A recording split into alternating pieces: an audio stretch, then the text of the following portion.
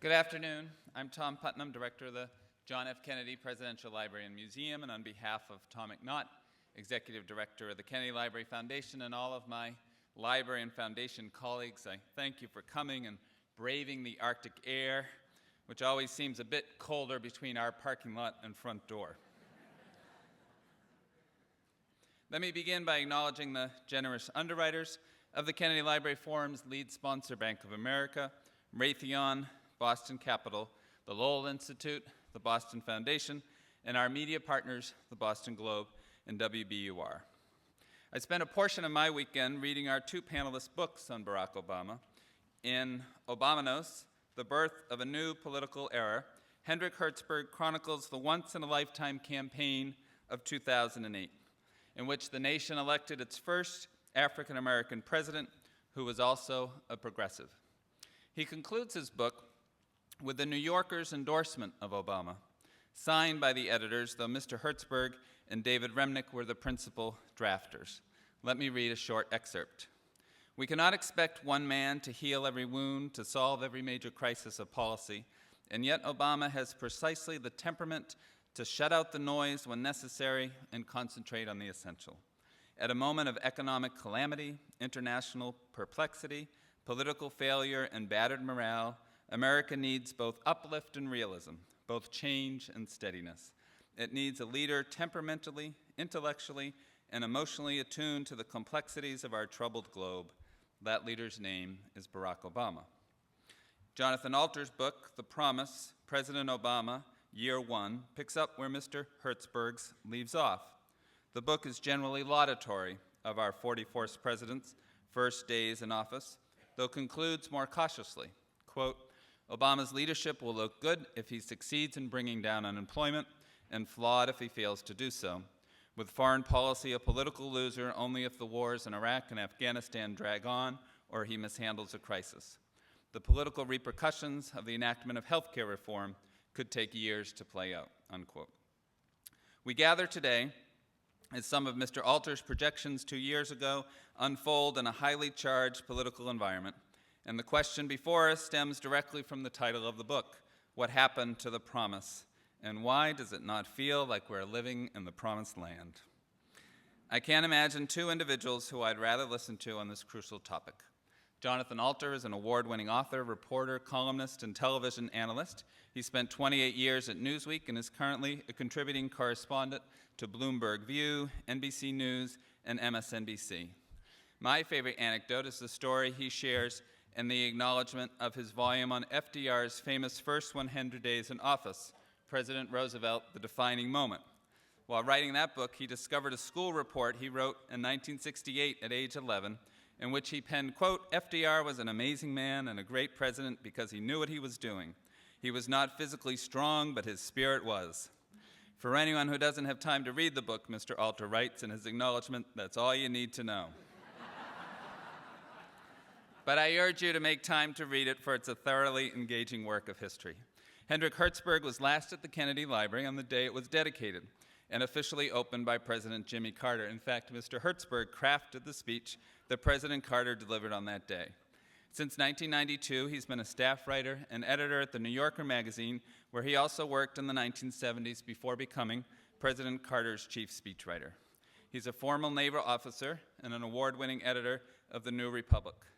Allow me to read an excerpt from the introduction of Obamanos about his political views and why he's proud to call himself a liberal, which will likely help endear him to many in today's audience. "I value political liberty and political rights more highly than economic liberty and economic rights," he writes. "I'm in favor of progressive taxation and generous public provision of education, pensions, and health care. I reject the idea that the market is the singular bedrock of society. I want government to do something about environmental degradation and gross social and economic inequality. I'm a secularist and a supporter of equal rights for women and gays. And when it comes to wanting world peace, I'm practically a Miss America contestant."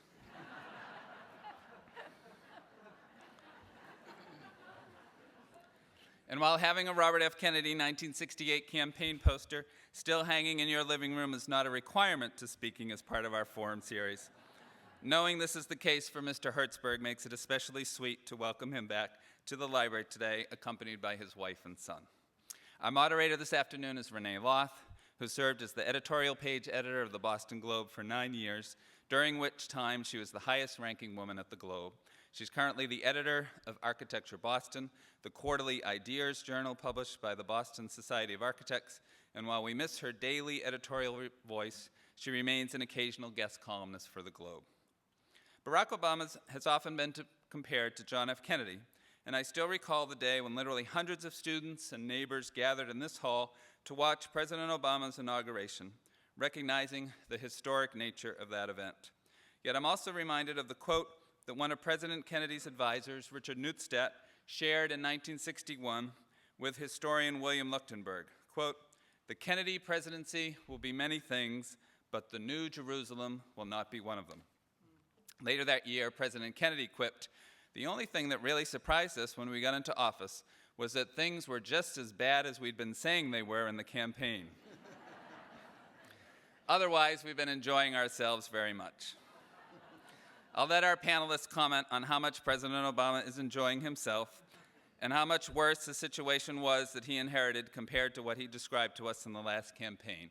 And so, without further ado, to provide an assessment of the presidency of Barack Obama and his prospects for re-election, please join me in welcoming Jonathan Alter, Hendrik Hertzberg, and Renee Loth to the Kennedy Library.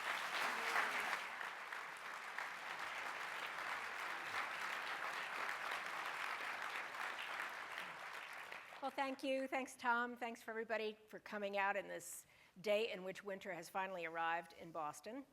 And it's a winter of discontent for many Americans in society today who share a kind of economic insecurity exceeded only by their disgust at Washington's apparent inability to do anything about it. I was thinking about this forum, and you know, I was at the inauguration of President Obama on an also very chilly day 3 years ago, and thinking about the historic realignment that many of us thought we were observing at the time. You know, southern and western states that had voted Democratic for the first time in decades. Even 30% of evangelical Christians said they had voted for Barack Obama. Of course, that might be sort of like all the people who say they were at Woodstock, you know, who really weren't. So for a while, it was really, you know, kind of fashionable to have voted for President Obama. And all of that seems just so fragile today. And we're here this afternoon to assess the presidency of President Obama in his first term. I can't imagine two better people to do it with. I, too, have an excerpt to read, and I hope all of you know that, that Jonathan Alter's book has a new epilogue, and although it is mostly about the first year of President Obama's term, it's terrifically relevant today. But the brief reading that I wanted to open up with is from Rick Hertzberg, which was in the New Yorker in October, one of the Talk of the Towns. And, you know, I almost hesitate to open with this because it kind of says it all and we can just all go home, you know, after I read it, but I'm sure we'll find some other things to talk about. Okay, here goes. He says, Obama took the oath of office determined to change the way things were done in Washington, by which he meant a turn toward civility, comity, cooperation, and mutual respect, honest debate, and earnest, public-spirited compromise. He did not grasp how profoundly the transformation of the Republican Party into a disciplined, nearly monolithic agent of radical reaction and ruthless obstruction, a transformation that has only accelerated since that day, had changed things already. And then he says, chronically, within the White House and on Capitol Hill, Obama sought consensus as a starting point, the tranquility of resolution without the catharsis of conflict. So very well put, I think. So my question to you, gentlemen, both of you, and maybe we could start with Rick. I mean, I think there's ample evidence that Obama's quest for compromise and bipartisanship and civility has been a failure. But was it also a mistake? That's a really great question. I don't think it was a mistake. I think it was a kind of inevitability, given his character, given his temperament, given where he was coming from and where he thought he was going. I think he had to make that his opening bid, as it were. He couldn't have gone right to the fight.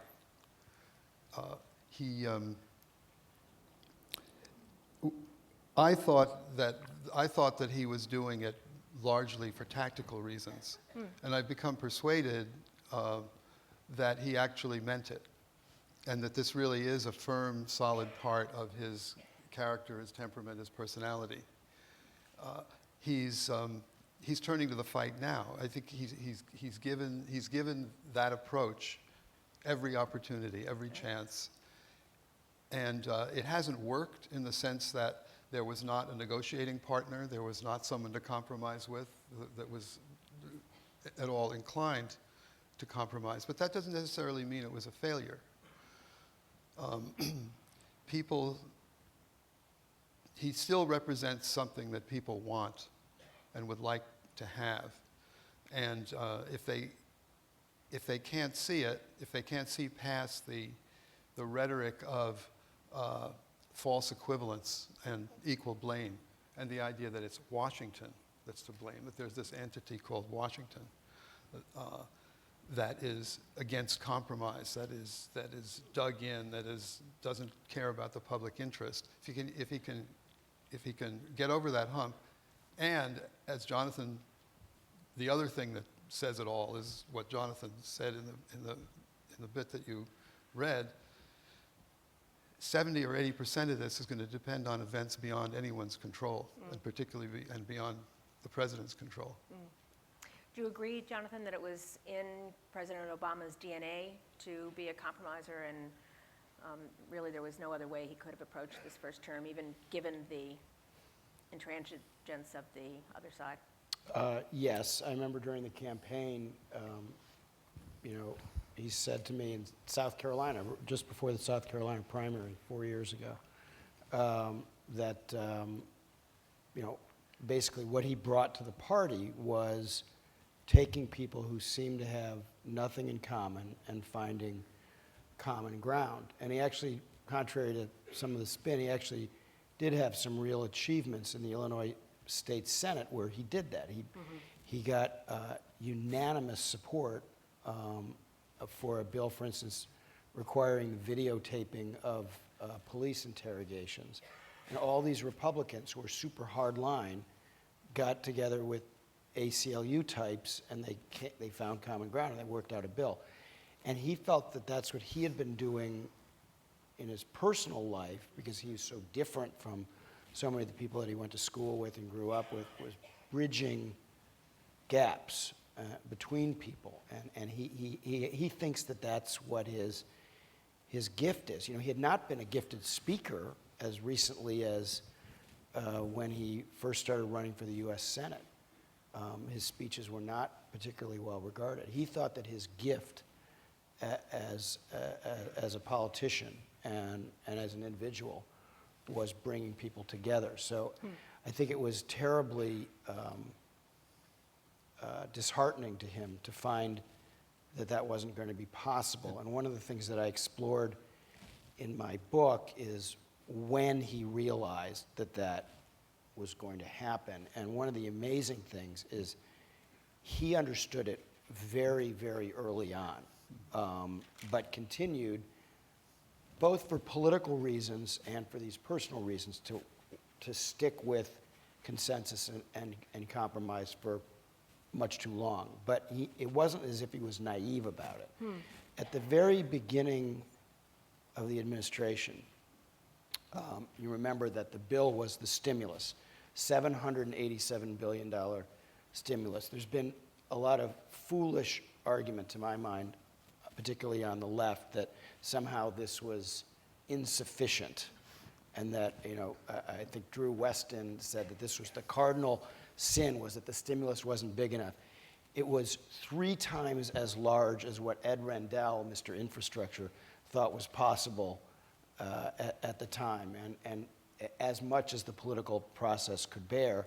And he decided in the second week of his presidency that in order to make it bipartisan, the way the Reagan economic plan had been bipartisan in 1981, that he would go to Capitol Hill, do something that may even be unprecedented. I'm not sure anybody's researched it, but go to Capitol Hill as a sitting president and meet just with the other party.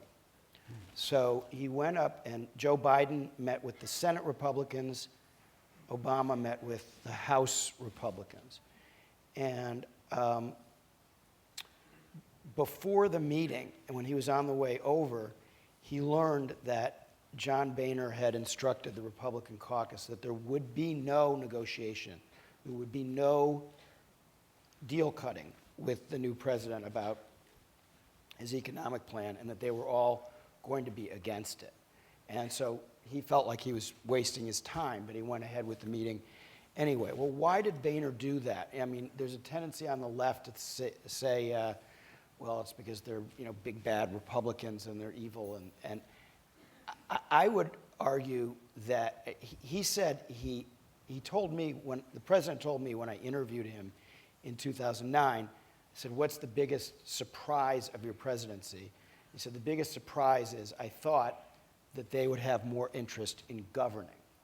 And that was a kind of a mild way of framing. My answer was, I thought they would be more patriotic. I mean, the country was losing close to 1 million jobs a month. We're headed for another Great Depression, and they decided to pick up their marbles and leave. But my point on that is that it was entirely rational by the Republicans, and Obama understood this. If they had joined with him in rescuing the country on the stimulus, and it had succeeded and the economy had come roaring back, Obama would have gotten all the credit. If they had joined with him and the economic program had failed, they would have shared the blame. So if they had all voted for the stimulus, or a large number of them, they would now have a much harder time making the argument, that Obama's to blame for the economy. If they opposed him and the stimulus worked, then they would be screwed anyway, because he would be easily reelected. But if they opposed him and they could make it seem that the stimulus failed, they would have a route back into power. Yeah. So it was a very simple equation for them to do what they did. And he understood it immediately, and he understood immediately that the Tea Party and everything that followed came out of those very decisions in the very early days of his presidency. Jonathan, I'm curious, do you think that his experiences during the transition, and even before the election, when the TARP and the bailout all happened, and there was that meeting where he and McCain came, and the TARP and the bailout, after all, were passed with huge bipartisan support, and it looked like, and he and Bush were sort of aligned in a way during that period, that maybe that also strengthened his notion that kind of cooperation might continue after his inauguration. Do you think there's anything to that? I guess that makes sense. I mean, he had to. The TARP was in two what they call tranches, which is a fancy way of saying sort of two phases, each of $350 billion. And the first one went through under Bush, and the second $350 billion was passed during the transition in January of 2009. And Obama had to lobby to make that happen. And he told me later that he knew it was, quote, suicidal, because he knew that these bailouts would be toxic. And so I think he knew that everybody would be running for cover afterward. Where I think he failed was, since he didn't know this and sensed that this was the way things were moving, is that he didn't use his fantastic campaign organization from 2008, Obama for America, to build some counter force to the Tea Party. So in August of 2009, when these members of Congress would go to these town meetings, they were only seeing the right wing. Where were the Obama people? He'd said in 2008, we are the ones we've been waiting for. Well, We didn't show up. And so there was clearly a fight by the summer of 2009, but only one side showed up. Everybody else believed in the magic wand theory of presidential leadership. Oh, I voted for Barack Obama, we elected him, he can now wave a magic wand and we can go on Miller time. You know, we did our work, we got him in there, it's his time now to deliver. Well, that's not the way politics works. And so you had they had all the energy, and I blame David Plouffe, you know, the whole organization. They were tired from the campaign, but they did not keep it going. They had 13 million names in their database. They're now using them to get him reelected, but they should have used them to push the agenda. But just very quickly, having said that, with JFK had a Democratic Congress, Obama had a Democratic Congress. Obama's record, and this is why the word failure I have some problems with, Obama's record on Capitol Hill, it just leaves JFK in the dust. Yeah. I mean, he got a huge amount of legislation through, and the only one in modern times who's been close is Lyndon Johnson in 1965. Yeah. So nothing's happened in the last 2 years of his first term, but the first 2 years were enormously productive. Yeah. I mean, you mentioned earlier this sort of left critique of the Obama administration so far, and you know, here we are in Boston, so why not talk about that? There's a website that I sort of like that can't be named in a family forum, but it's What the Blank Has Obama Done For Me Lately? You click on it, and it's just one after another incredible achievement of the administration. I mean, I think you said in your latest edition of your book that something like 500 of the 600 promises that Obama made on the campaign trail have actually been kept. And this is just, you know, this website just says, you know, Head Start funding for, you know, Pell Grants and all the stimulus, every individual thing practically, and the first Latina elected to these, appointed to the Supreme Court, and all in all, you know, ending the gag rule for family planning overseas, one after another after another. And, you know, at the bottom it says, big deal, what else? And you click again, and you click, you know, so what else? You know, and you click again. It's really a great website for people who are feeling kind of, you know, down about the presidency. But so my question becomes then, why is there this pervasive sense that nothing has been accomplished? Is it just because the last 2 years have been so difficult? Or why do so many liberals are so disheartened? Well, it's interesting. Not that long before the Kennedy assassination, I think the week before, James Reston wrote a column on what a mediocre president John F. Kennedy was. And, you know, the left, how do I put this politely? Oh, don't be I think polite. the left has a whining problem and has for many, many years. And when I was researching the Roosevelt book, you know, the left was very unhappy, for instance, with the Social Security Act of 1935. And they were right in the same way that people were right that the health care bill should have had a public option. The Social Security Act was a racist bill. It excluded all occupations that African Americans held. It insured fewer than half of seniors. Roosevelt had made all sorts of other concessions to Southern conservatives, and in his own party. You know, he hadn't been able to pull his own party along with him for the really ambitious version of the Social Security Act. But he understood that you have to start somewhere, and in the same way Obama did with health care, and that change is hard, and it's a process. And I don't know if it's because of their idealism, I should say because I consider myself a liberal, you know, our idealism, our faith in the power of the government to improve people's lives, or what it is, but there's a kind of persistent naivete that I think about the real world of politics that I think has sapped energy on the left for many years. Maybe it's a kind of also, though, a revolution of rising expectations, Yes. right? I mean, you know, Good point. We just Yeah. felt, well, I don't mind saying we, just felt that this was our moment. Right.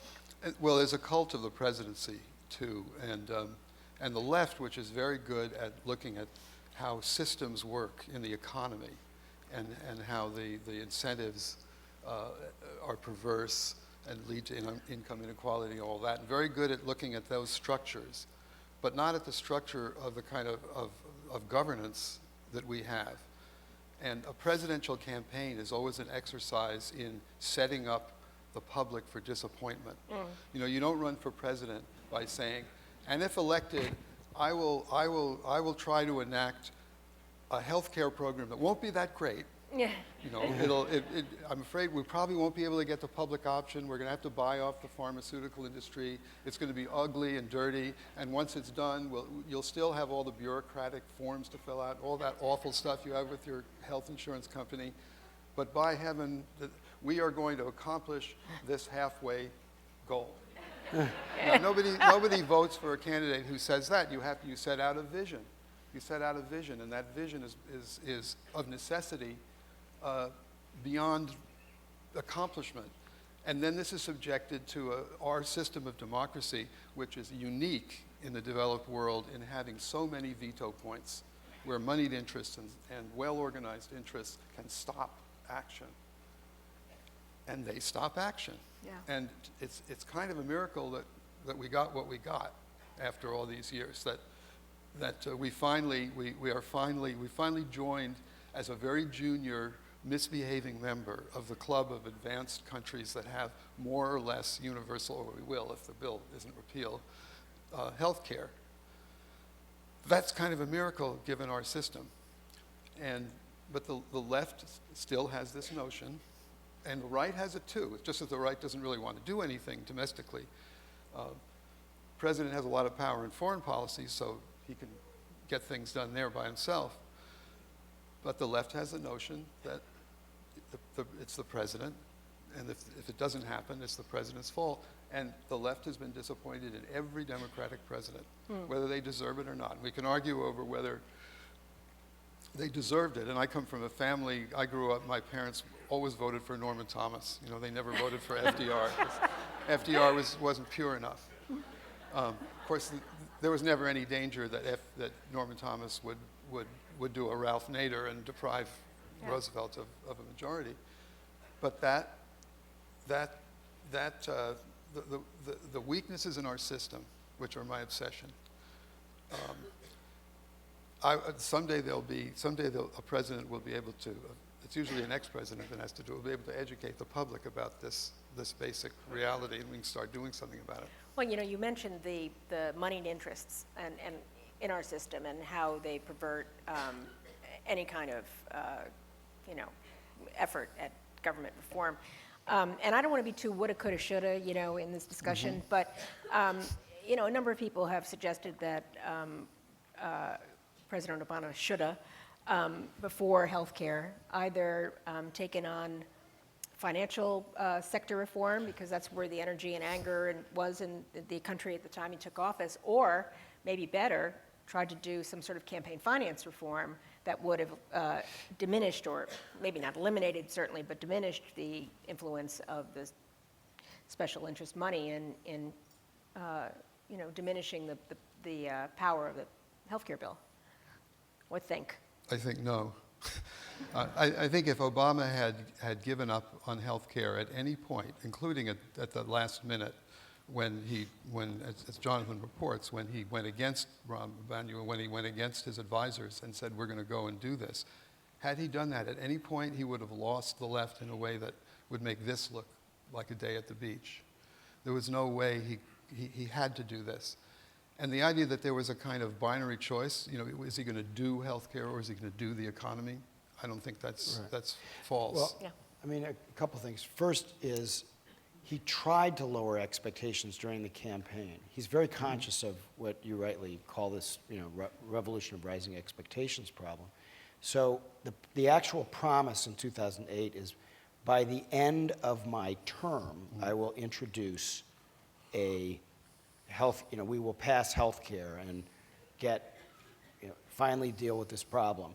So he actually was he got it passed after his first year, so he's 3 years early fulfilling that promise.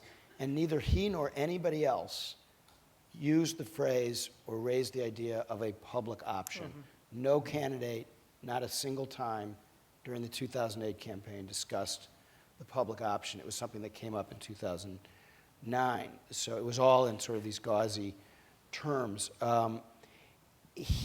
For the reasons that you say, he simply couldn't have done it in different order. He did, they did the stimulus first, so they really did do the economy first.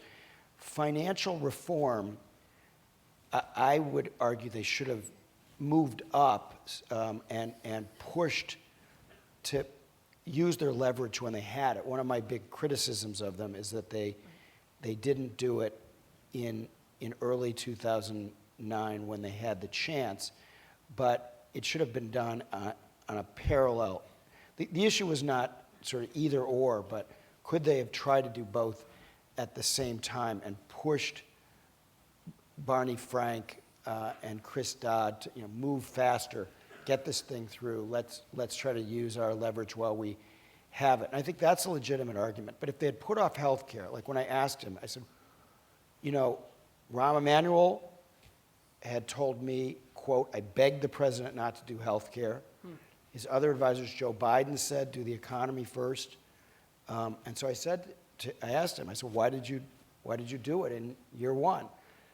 And he said, well, Nancy Pelosi told me that, I told Nancy Pelosi I'd probably go down 15 points in the polls, which he did, and then I might jeopardize my reelection if I did this. So I said, okay, Mr. President, why'd you do it?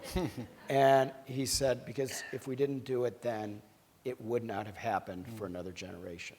It was now or never.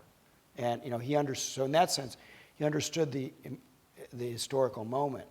Where he didn't understand the historical moment is on this financial reform business. And to me, one of the least covered and most important votes of the last few years was the vote on something called cram down legislation, which is a terrible name for a bill that was sponsored by his friend and former colleague, Senator Durbin of Illinois, that would allow banks to renegotiate mortgages and the terms of mortgages in the private housing market the way they do in the commercial real estate market. The administration was for it, but didn't really fight for it because Geithner and Summers kind of thought that the banks were still too fragile in early 2009. If they had done it, it would have incentivized the banks to renegotiate a lot of these mortgages, and the economy and the housing market would be in much better shape today. The banking industry, as Durbin explained it to me, quote, owns the Senate. And so they prevented this bill from getting through. It didn't even come all that close. But if they had tackled housing and raised that to a point where everybody in this room knew about it, maybe they could have built the public pressure to do it, and we would be in a different place. But that's the main, housing is the great failure, to my mind, of the administration. You mentioned the evil twins, Summers and Geithner.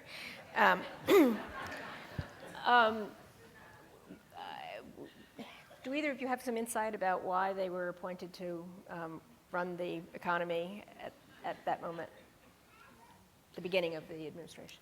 Yeah. First of all, I think that there's been too much venom directed at them because they did some things wrong, but they also did some things that were hugely right and saved the country from another Great Depression. Geithner had a kind of a mind meld with Obama when they met at the W Hotel in the fall of 2008 for the first time. They were born just a few days apart. Geithner's father was at the Ford Foundation and actually knew Obama's mother. And they kind of, I mean, that can be overestimated in its importance, but it's a small indication of a bond that they developed. They're both younger. Geithner, contrary to its reputation, did not come from Wall Street. He had been in government and is of a more academic frame of mind. And they saw the world in a lot of the same ways. And Geithner was at the center of the rescue. And Obama did, as chairman of the president of the New York Fed. And Obama didn't feel like, given his lack of experience, that he could bring in somebody from St. Louis, who had not been deeply enmeshed in the crisis, that there were too many decisions that had to be made too quickly to not get somebody who really knew what he was doing. And that's the way Obama felt. And Summers had been, in his columns in the Financial Times, had been moving significantly left from where he had been in the Clinton administration. And, is often the brightest guy in the room, and people might resent him personally for one thing or another, but it's hard to take anything away from his intellect. And so in these meetings they would have in the summer and fall of 2008, he was, completely on top of all of the nuances of this historic crisis that the country was facing. And Summers had been Treasury Secretary. So when Obama decided not to make him Treasury Secretary again, because it would have been too many Clinton retreads, he already had Hillary and others, then Summers could write his own ticket. And so the great mistake was putting him, arguably Summers did something kind of patriotic. He took a staff job, head of the National Economic Council in the White House, after he'd been Treasury Secretary and president of Harvard. And so, but having done that, he got to both be the gatekeeper and be the chief economic advisor. So put his own spin on the ball. And that is not what that job is supposed to be. That person is supposed to be an honest broker, so the president gets a wide array of economic advice. And Summers short-circuited that process, and he really ultimately hurt Obama in not opening him up to enough ideas. Yeah, I'd agree with that. Shutting out Volcker and all of this. Yeah, shutting out Volcker, and, which for anybody who's interested in that, I talked to Volcker about and have a lot of details on. Yeah, sorry. Yeah, and people like me, I think, or certainly me anyway, would have liked to have seen Volcker be Secretary of the Treasury. Right. But I think you're absolutely right about this sort of mind melt, and this is an instant friend kind of that friendship between him and he making all those decisions, this cascading horrors that are caving in on everyone, to have this sort of great stone statue of Paul Volcker, at the other end of the phone when you're doing this. It's a very different thing from having this guy who shares all this sort of cultural affinity with you and this vibe. They just thought that Volcker was too old. Yeah. It wasn't any more complicated than that. I think he was 81, and it's a 24/7 job in the middle of a crisis. Rick, you mentioned foreign policy at the beginning, and some of the achievements that President Obama has made there. He got us out of Iraq. He, managed to capture or kill Osama bin Laden. He's riding herd over an unbelievably fractious world. I have two questions about foreign policy. One is, does he not get the credit he deserves in this arena? And two, will it be enough of a campaign issue, as we might as well segue right into some campaign talk, at a time when the economy so dominates, is there room or an in for foreign policy discussion? Basically, it's either neutral or it's a loser. Yeah. I think the last president or candidate who got anything positive out of foreign policy was probably Eisenhower. And he didn't get it for anything he did. He was president. He got it for winning the war in Europe. No, it's just not at the center of things. It's a place where disaster lurks, but there aren't a whole lot of rewards. I mean, that decision he made, that incredible guts move that he made in the commando raid on bin Laden, you know, that took me back to Jimmy Carter and the very almost identical decision that he made. And what Obama was risking there was what Carter risked. Can you imagine if that mission had ended up a failure and a fiasco, which, you know, if you read the account of it, it came quite close to happening all through. So that was decisiveness, and I think he actually has gotten a lot out of it in a sort of negative way. You can point to it. It's something people can understand. They can understand that it was gutsy and that it was decisive and that it was in our national interest, and it accomplished a large part of what the wars that Bush launched did not accomplish. So it's certainly it kind of brings him up to a level where he has a fighting chance. I defer to Rick on almost everything because I'm at best a Rico Petrocelli to his Carl Yastrzemski as a political analyst. But I actually think it's more important than that. Not in a direct way, like something to brag about necessarily, but at the more subtextual level of presidential politics, that not only does it make it easier to defend against the charge that he's another Jimmy Carter, which is what the Republicans would like to use, but it kind of checkmates them on what traditionally has been one of their great issues on the right. And so you see Romney is trying it. You know, he's calling him an appeaser. It's not working. And he'll try that all year long.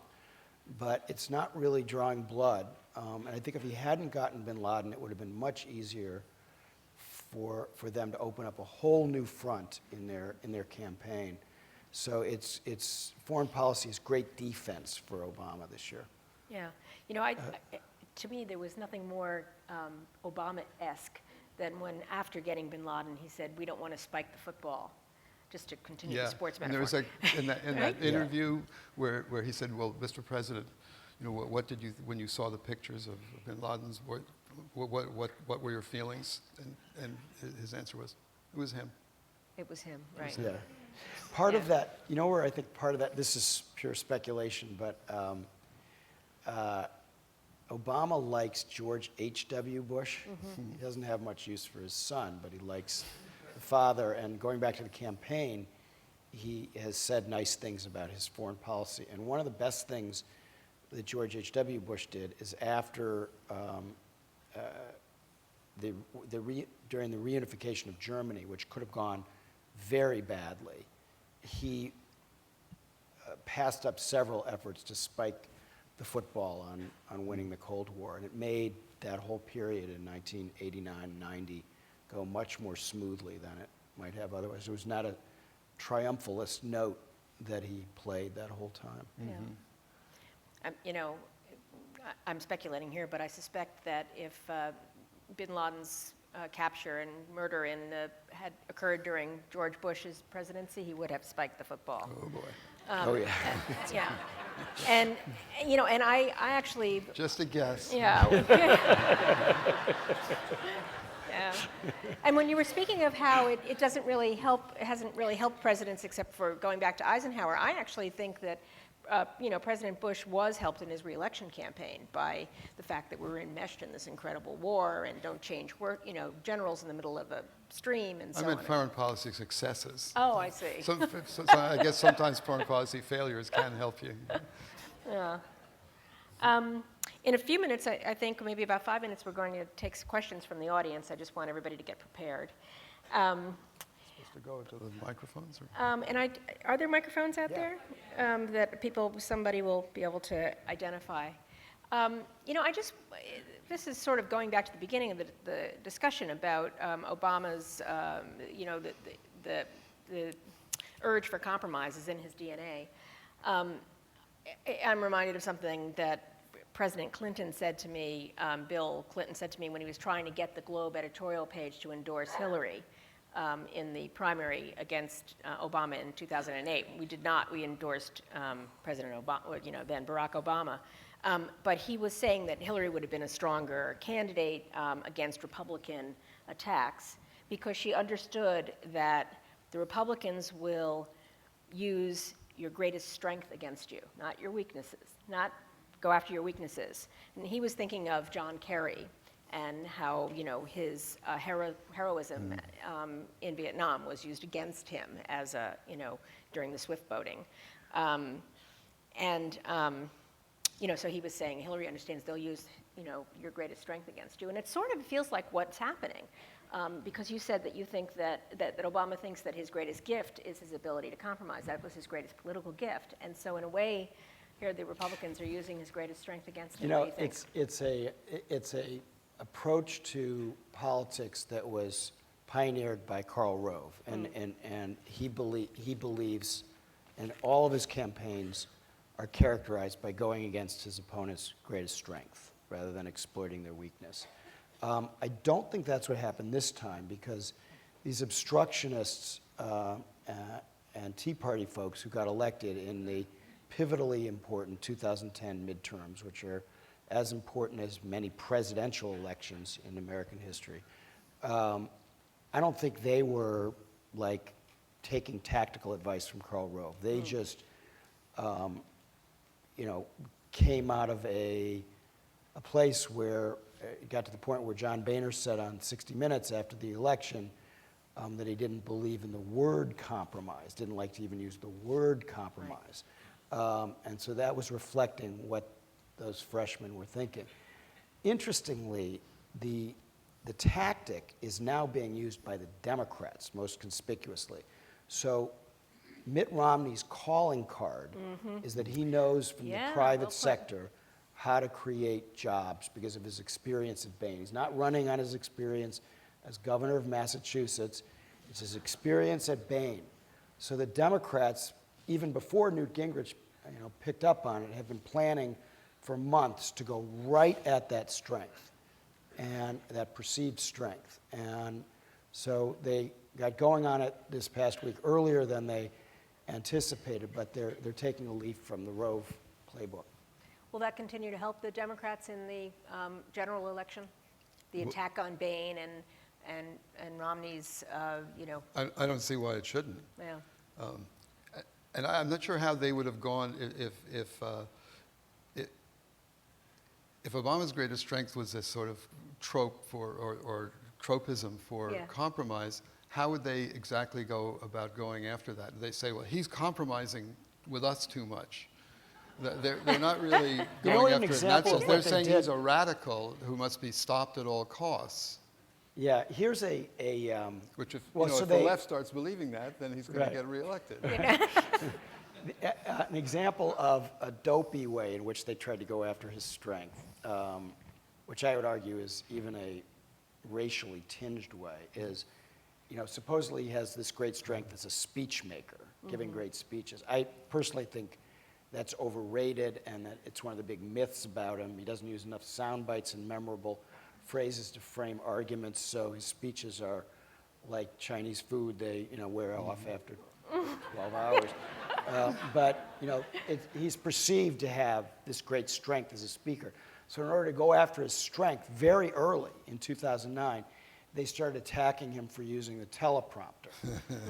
And when you think about it, what was that about? I mean, the guy has held more interviews than any recent president.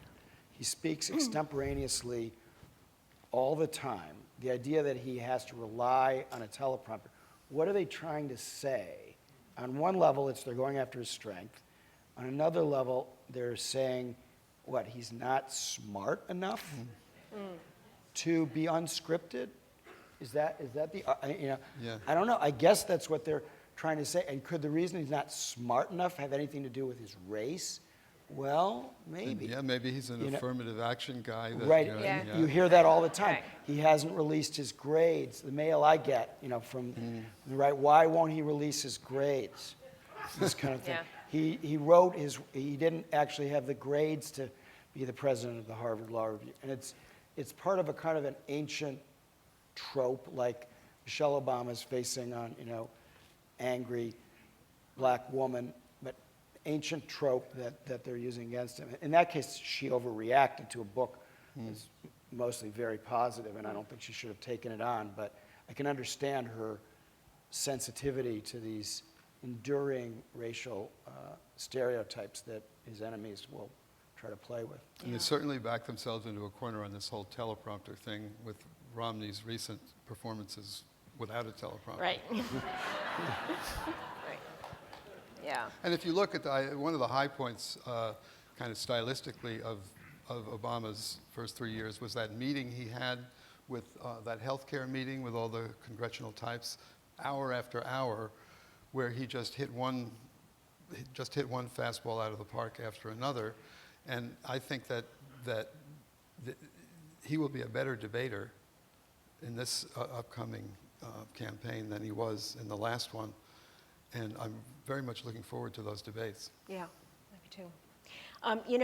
We're going to be going to questions, any second now, but I do want to ask about, you mentioned the Tea Party, and I don't want to give the impression that there isn't some legitimate anger, frustration on the part of folks who joined the Tea Party, as there is with the people who, created Occupy Boston. I mean, I think there may be more areas of common ground there than we imagine. I mean, the differences seem to me to be mostly cultural.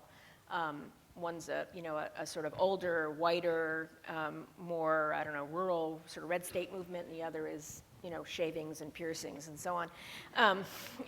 But they're united really in a sense that there has been a concentration of power and wealth, both.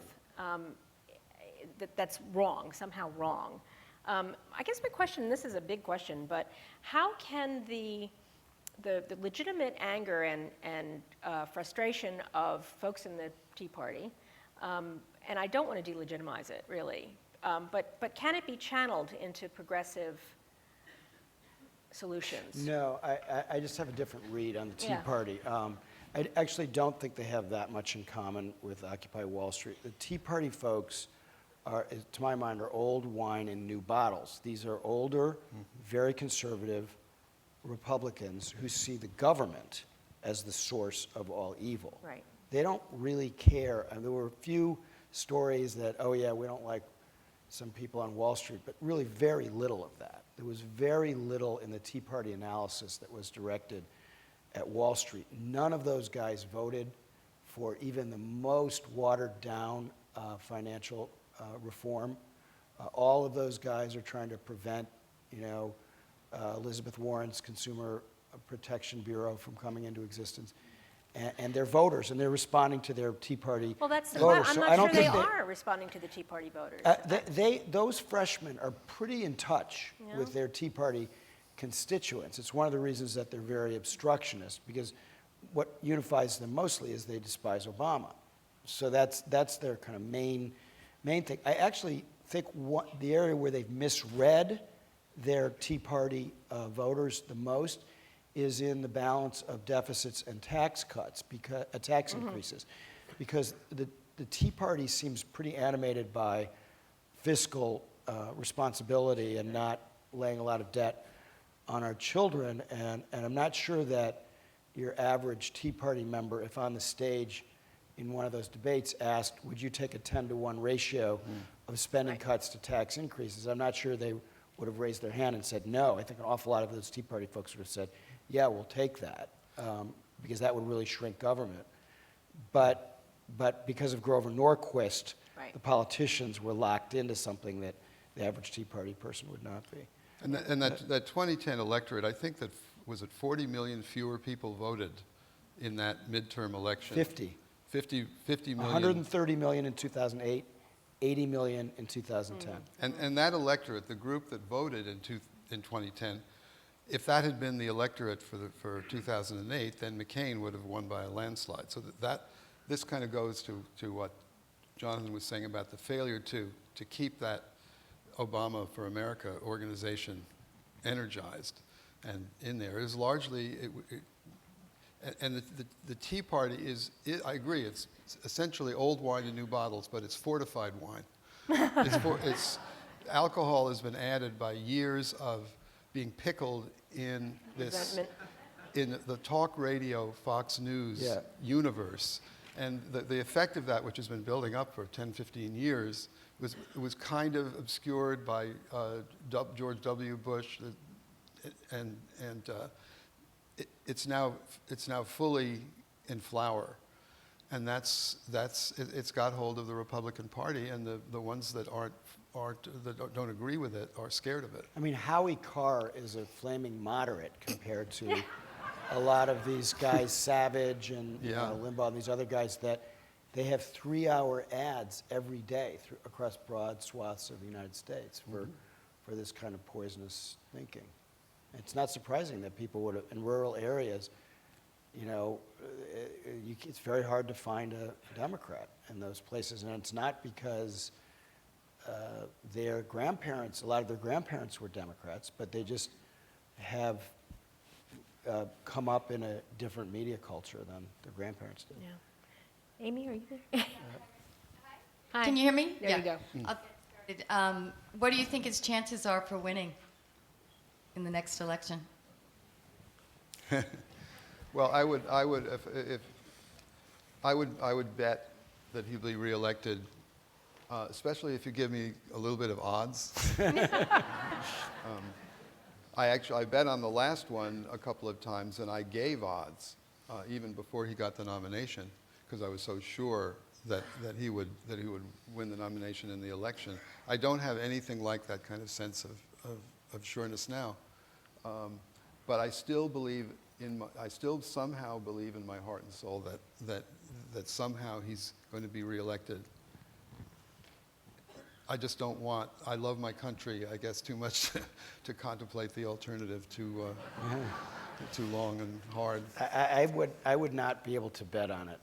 There are just too many unknown factors, and too much can happen. I guess right now I'd say it's 50-50. If unemployment goes up, he's going to have a very hard time getting reelected. Yeah. Well, we don't really know the nominee yet on the Republican side as well, but I think it was that we can bet on. I think that we I probably would could bet bet on. on. I think Barney Frank said, "It's not possible that I've been good enough. I've been so good that God would give me Newt Gingrich as the candidate." And isn't that great? You can use Barney Frank's line and get a big laugh. My wife works for Stephen Colbert. Maybe he'll get the nomination. It's possible. All right, here we go. Sir. In essence, I think we've heard an extremely eloquent defense of the Obama administration. I'm curious, in addition to his failure to handle the housing crisis, what in fact are the most serious failures of Obama, on the assumption that we put aside the obstruction by the Republican congressman and what he inherited initially in taking office? Well, I identified housing. I do think that they should have used their leverage over the banks more when they had it. However, I don't agree with those who believe that they should have nationalized the banks. Roosevelt also declined under pressure from New Deal liberals to nationalize the banks in 1933. And I think both Roosevelt and Obama were correct to resist that pressure, because it would have caused terrifying runs on whatever banks were taken over, and the best estimates were it would have been another $1 trillion in the hole. So the stress test worked, and I'm not as critical as some of the way they handled that period, but I am critical of them not using, when Obama had his foot on the auto company's neck, he pushed through it, got very little attention. Very aggressive fuel economy standards beyond what he promised during the campaign. historic fuel economy standards because they were in no position to resist them in 2009. He should have done the same with banks on certain, lending requirements, capital requirements, whatever. He could have dictated some terms to them at a certain moment if he had moved more aggressively without taking them over. Yeah, I'd agree with that, and I guess the biggest failure that I personally would identify is there has been no inquest into the use of torture, especially in the previous administration. It's been a matter of looking forward, not looking back. So that there's a kind of Latin American impunity that was allowed to happen, and somehow there should have been. I don't know enough. I could be persuaded that I'm wrong to think this, but because I don't know exactly what the political costs would have been, but some kind of independent commission, some kind of truth commission, to at least kind of officially certify the facts about those abuses, especially the use of torture and how it was authorized. Yeah, I agree with that. Obama has this thing, don't relitigate the past. Yeah. You can actually hear as people, the toadies will, always mirror what the president's saying. You can almost walk down the halls of the EOB and hear people saying, don't relitigate that, But sometimes you have to. In order to have accountability and a sense of coming to terms with an important part of our history, you need to relitigate some, and you should have at least encouraged them to do it on the Hill, and I would apply that to the financial shenanigans as well. It would have involved going back to the Clinton administration and explaining some of how we got here, but they should have done that. And the other big failure, I would say, is on what we started out talking about, campaign finance reform. I had written in a Newsweek column in 1992, late 92, that Clinton should start out with campaign finance reform before he did health care, and he had the luxury to do that. Obama didn't have the luxury to lead with campaign finance reform, but he's really dropped the ball on it and has not done nearly enough to champion it. Well, it worked for him when he ran for president the first time, not playing by the rules of the public financing and so on. So. Yeah, and I would add one third thing. I see Alan Casey, the great Alan Casey, is in the audience, the co-founder of City Year, which was the prototype for AmeriCorps. And I think that Obama felt like AmeriCorps was Clinton's deal. And so they did have a dramatic expansion of it in June of 2009, and the Edward M. Kennedy Serve America Act. But they created these 250,000 slots, and then he dropped the ball on that. He just did not, push hard to really identify with service in the way that he could have, and it's a good way to create jobs, and there were a lot of upsides to it, and I don't honestly understand why he didn't exploit that more. Yeah. Sir. Thank you. Thank you for the presentation today. What about Immelt of GE as jobs czar? Was that compromise, or is that the president's idea of how to stimulate jobs? Well, I mean, it was ridiculous appointing Jeff Immelt because he, exports jobs, but and not to mention the fact that GE doesn't pay any taxes. But the Jobs Council, it's an advisory thing, and it's not really particularly powerful. My complaint with them on jobs is a political complaint. And, Nixon had his 18-and-a-half-minute gap.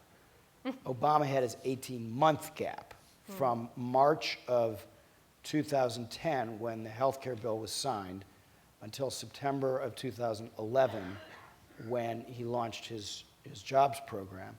And I do not understand, and probably never will understand, why they didn't pivot to a jobs agenda much, much sooner than that. Now, if you actually look at what happened, the BP oil spill took place in the spring of 2010, and anytime he did anything except BP, he got hammered by everybody. So he had to devote all of his attention to that for a 3-month period. But still, in the summer of 2010, that, to the extent that Obama has problems, and if he doesn't get reelected, I think that will be the period when he blew it, because they did not tee up the 2010 midterms properly, partly because Democrats on Capitol Hill would not let him pledge to let the Bush tax cuts expire. They were running for cover, and they didn't want him to come out with a new jobs plan that would have been dubbed a second stimulus, which nobody at that time wanted. So he was under pressure from his own party not to do it, but he should have seen through that, and even though it wouldn't have created any more jobs because the stimulus hadn't even really started to be implemented, he at least could have been on record and pounding away that he was the jobs president. And he's better late than never. You know, he did that in September and pushed hard for it all last fall. So he'll be okay on the jobs issue, but he could have been better if he'd started earlier. Good point. Okay, you're up. Hi, thank you. I watched on the news last night as a South Carolina voter asked Mitt Romney, do you accept Jesus Christ as your savior? I also watched the Patriots last night, wondering how much Tebow would pray. And I'm wondering, what role is this intense evangelicalism going to play in this election, if any, and what's caused this change? I'm going to let Rick just answer that. I don't think, I'm so far from being an expert on the evangelical mind that maybe I'll just punt that one and kind of agree with the sentiments behind the question. Yeah. Some of them might stay home because they don't want to vote for a Right. Mormon. Or that they're not enthusiastic about his, lack of surety on social issues. So. I hope Sir. Jimmy Carter doesn't get blamed for all this in the end. Go ahead. Thank you. Given the continued instability in the world, and particularly most recently the political posturing in the Straits of Hormuz, which by some estimates could send oil futures back to the spring of 2008 prices of $150 or even beyond. Do you think that if that was to happen, or perhaps even before it happens, would anybody in the Obama administration, Obama, have the courage to perhaps take some government action, maybe even along the lines of the Nixon price controls of the 1970s, especially with an election approaching? Yeah. At price controls, I say no. Go ahead. No price controls. I hope that Obama is as cunning as Nixon was in at least working behind the scenes to make sure that oil stays under $100 a barrel, because if it goes much over $100 a barrel, he's going to have a hard time getting reelected. Okay, thank you. Thank you. Hi, thank you for doing this, first off. But second, Obama had a big speech a couple days ago about cutting back on government organizations where there's overlap. I'm just wondering if you think that sort of push will sort of take a little bit of the pressure off from the right, who's calling him the big government liberal. I'm just wondering if you think that might weaken that charge a little bit. Yes, it will. It should weaken it a little bit. It does feel like that he's sort of calling their bluff on this. It's like, I dare you, to be against this, since this is your thing. So. Yes. I guess there's sort of been a lot of discussion about how the president should have addressed Wall Street reform and the like earlier. And I guess what I want to ask is, and with how he did address that and Congress passed Dodd-Frank and he signed it later on, how much do you feel that sort of increased anger and agitation from moneyed interests against congressional Democrats in 2010, and sort of what role could it have in damaging the Democrats and President Obama in 2012? Well, interestingly, Obama does have to hold a lot of fundraisers, but his average donation is around $100, and he has already 1 million donors. So he is redefining the way you finance a campaign, and I think he's less reliant on their money than than some other presidents have been.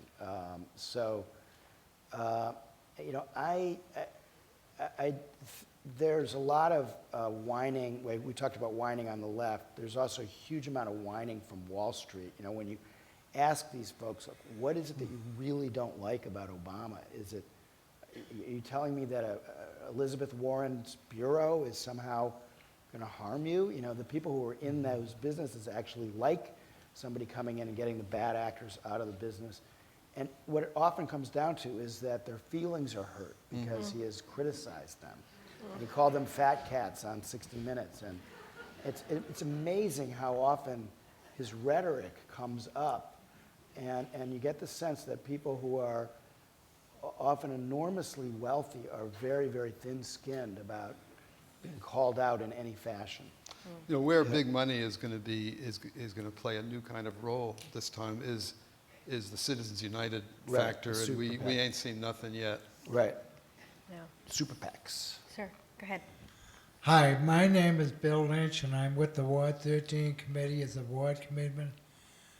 And I had the pleasure of being on TV for this beautiful library, so thank God for the forum, and thank God for you two. But my question is this: would you two join me in the private and public sector when your book comes out? Would you print it at least a quarter to a half inch a line and word it in English? And I'll say, quite frankly, the hell with fine print, and thank you. He's looking for a large print edition. My father is 90, and I was talking to him about this subject today, and almost 90. And Kindles are now very affordable, and you can. Okay. Yeah. Thank you. It's Heard right. loud and clear, sir. Despite the fact that this election seemed very much fiscally, purely fiscal in the beginning, how much has the recent illumination of Rick Santorum's, extremely socially conservative views, how much do you think that's going to actually come into play when, if ever, a GOP nominee is selected to debate against Obama? Well, if Santorum's the candidate, then it'll be huge. But we can't really hope for that much suicidal tendencies in the Republican Party. And Romney is somewhat inoculated against all this because these very people don't trust him. And his biggest strength is people don't think he means what he says. And that will stand him, that's a huge asset for him in the general election. Yeah. Yeah. Very good. Thank you. Go ahead. I'm a bit concerned that the story of the Obama administration is not being told. The things they've accomplished. You mentioned Geithner, and you mentioned Summers, you mentioned Plouffe. I'm wondering, is there someone, and I'm going back to H.W. Bush, like James Baker, who could come to the fore? Or is it necessary to tell the story of the Obama administration? And its accomplishments, yeah. I think you make a very good point. And, they have, remember the movie Cool Hand Luke? And sure. Yeah. The warden says, what we have here is a failure to communicate. And there's definitely been some of that. Yeah. Is there anybody that comes to mind, and Plouffe or Well, I think they should put Paul Begala in the White House, but I don't think it's going to happen. Yeah. I think it's Obama himself that's going to be called upon to tell his story. Yeah. Thank you. Yes? A few days ago, Derek Jackson came out with a rather alarming column about racism and its codes. And you touched on it a little bit, but I just wondered, is this going to be a huge issue in this election this year? And two, is there any idea how the Obama administration or their team deals with something like this? Because, I mean, it really is a scary thought. I don't actually think it will be that big of an issue because the people who want to vote against him because he's black, they know he's black. You know, as he said on Letterman, I was black before I was elected. You know?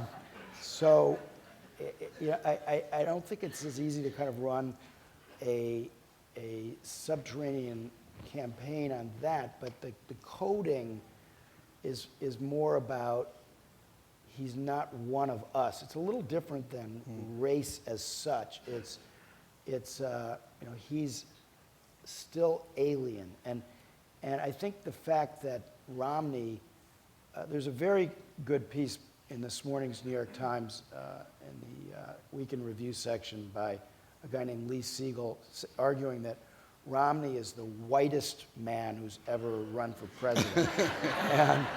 and he explains by that, you know, he conjures all of these 50s ideas about the place in society that various people should be in. He's not himself a racist, and he hasn't pushed any racial buttons or anything like that, but there's a contrast that might not be very favorable to Obama, because restorationist themes, this was something that I learned in college, of restoring the past. Remember how Reagan was a master at that. We're going to restore a lost America. And that, you know, the morning in America is almost more the optimism part. This is about restoring the 50s, you know, the values of a bygone time, especially in difficult economic times. People often like to think things were better when I was growing up. Well, things were also whiter when they were growing up. And to the extent that, you know, they can make a connection between that, that could be harmful to the president. Yeah, it's sort of a it's sort of an extra overtone to a strategy that's been around a long time, and that was used against John Kerry. It's as much a cultural thing or more than it is a racial thing. And the stuff that's used against Obama is not so much or even that he's black, but that he's elitist, that he's Ivy League, that he's educated, that he thinks that foreign countries there might be something going on in a foreign country somewhere that we could learn something from. So it is this notion of alien. But there's sure some kind of, it's not just a racial thing, it's a xenophobic thing. Well, it's going to be big because I think China's going to be a big theme, and Romney has said that, you know, he would declare them a currency manipulator on day one, and I think he's going to try to make Obama soft on China by the time this campaign's done. The closest to a racist slogan, I guess, is we're going to take our country back. Yeah. Right. Wow, that's the Tea Party. That's Please. ugly. Yeah. I was wondering about the issue of the national debt and whether I believe there's a myth that it's really a big problem, and I'm wondering whether Obama thinks it's a problem or whether he just talks about it in terms, you know, for political reasons. And also, I was wondering about the fact that poverty is never, ever mentioned. It's only about the middle class, and whether, if he was to be reelected, does Obama have concerns about the very poor, or does he not really think about that too much? Yeah. I'd like that second part of that question answered. Well, there's a difference between the debt and the deficit. Yeah, right. That's part of it. Yes, the national debt is certainly a problem. But I don't think he's done enough to educate the public about kind of basic Keynesian notions about why it's not a contradiction to have more government spending now and a bigger deficit now as part of a plan to reduce the debt later. I think if he's reelected, he does think that the debt is a problem. It's becoming too big. What is it, 14 trillion? And it is an overhang on the next generation. And, you know, he came very close to approving $4 trillion in cuts over 10 years in that grand bargain, and I think they'll return to that or something like that in 2013 if he's reelected. I think he absolutely cares about poverty. he turned down, he could have had a Mitt Romney-style career coming out of Harvard Law School, and he was focused both before law school and then after law school on representing poor people. It's a political loser, so there are just hard, cold reasons not to stress it publicly when you're trying to get reelected. But I think if he is reelected, and it's his last campaign, then at that point you'll see him talking a lot more about it. Go ahead. Given what's gone on in Wisconsin and Ohio and Citizens United, is it up to Labor, and can Labor tip the scales with this election?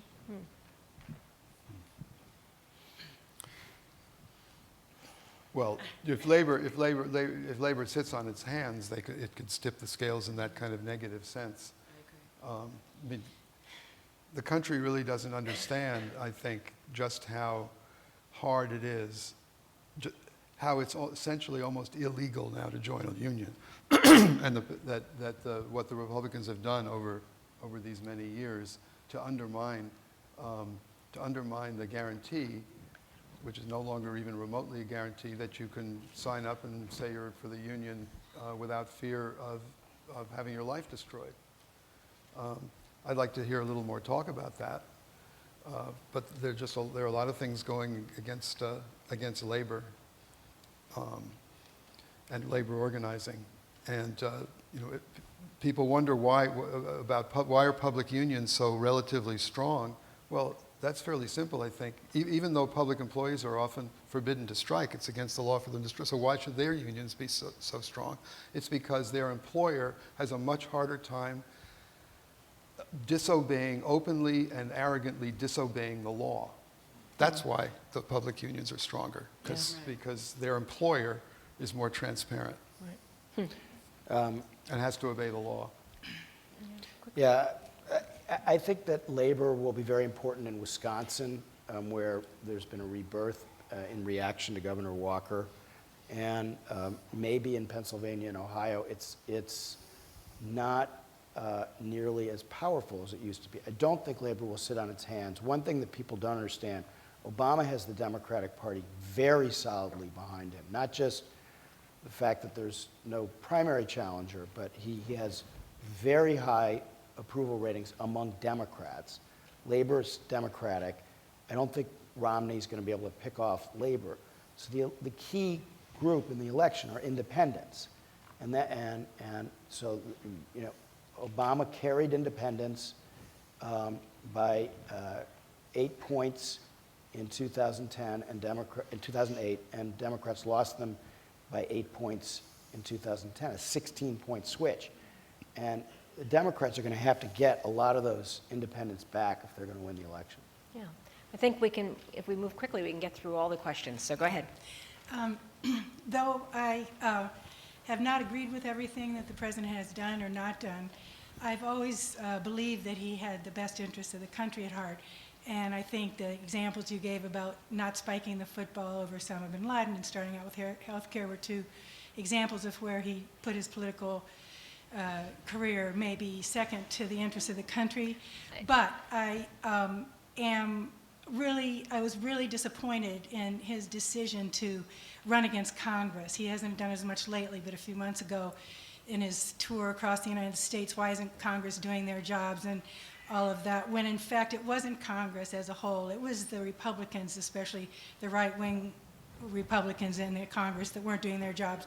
And an awful lot of Democrats were working night and day and compromising as much as they possibly could, and in fact more than they felt was good for them, to try to get something done, and they were getting no cooperation whatsoever. And for the president to not support that and to, I think, make it harder for those those Democratic senators to be reelected and so on, I don't see any other reason besides self-servingness. Right.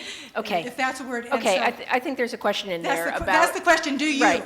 The question is, do you see another reason that would make me feel better? Well, I'm not sure that he's running. Is he running against Congress per se? I think that as the campaign proceeds, it's going to become clearer and clearer that what he means by Congress is congressional Republicans. And I think that there'll be no mistaking that by the time the He election does rolls need to be around. more explicit about it, and Democrats on the Hill agree with you. They don't like it when he just says Congress. They want him to say the Republican Congress. And I think it's that, to bring the conversation full circle, it's that old idea that you were talking about, that he wants to be a consensus guy and he doesn't want to be seen as being baldly partisan.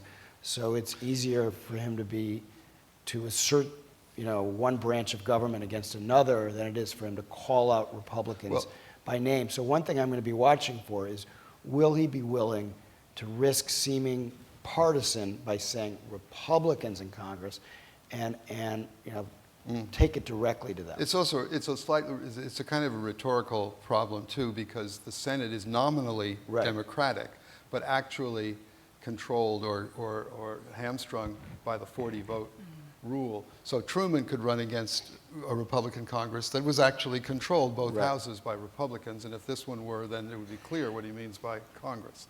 But you have to add that little explanation. It makes it a bit too long for the bumper sticker. To say that Republican leadership in the House of Representatives. Right. Okay, we're sort of out of time, but I'm just going to very quickly We'll do through. speed rounds. Okay, some speed dating here. Yes, you've talked about how kind of the liberal whine and the kind of the disconnect between the base and the grass roots back in the original campaign. Do you think Barack Obama can kind of reignite that same hope and change feeling through positive notions instead of look at Romney, look at Santorum, oh God, Gingrich? Yeah. Can he reignite the campaign with hope and change? Thank you. Tough, really tough. The second time around, it's a little bit like, the difference between your honeymoon and, maybe. Let's not go too far there. I don't want to go too far there. But, to get back. Speaking of getting spirit, screwed. I don't know, I hope my wife's not watching. I didn't mean it, honey. No, he can't go with hope and change. He can go with I'm fighting for you. Yeah, thank you. Go ahead. Thank you. I've really enjoyed this forum, and I thank you all. My concern is about the Bill of Rights. I'm having difficulty understanding the necessity of Obama signing the NDAA, the National Defense Authorization Act, and we already have the Patriot Act. We already have the ability, I think we've gone overboard. Immigrants, Muslims have been pulled in with no ability to contact their family or legal representation, and now we have this NDAA that has been passed. Are there no other recourses? Yes, I want to defend our country. It's important. But how about using the legal system we already have? Of course, I'm throwing in my own opinions. Any thoughts? Yeah, thank you. Well, Freedom this and is security. a giant defense authorization bill. Yeah. That it's not like a Patriot Act that you could. There's this immense structure and this poison pill in the middle of it, and it's kind of it's a dare. Vote against funding the troops. Why don't you? I sort of agree with the sentiments you're expressing, and I think Obama tried to address them with a signing statement. Right. I mean, Charlie Savage in the Boston Globe and now in the Times has been tracking this, and more journalists should, because in the past, say during World War II, they basically put World War I, they put the Constitution on the shelf. But then after the war, we got more of our rights back. And World War II, there were some pretty awful things done also. And again, because the war had an end point, we could get our rights back at the end of the conflict. And one of the things that's terrifying to me about the war on terror, although Obama rightly doesn't call it that anymore, is that it doesn't seem to have an end point for some reasonable reasons. But at a certain point, we need to, the same way that we need to build a movement for a constitutional amendment that says money is not speech, we have to build a movement to revive the spirit of the Bill of Rights. Right. Last question.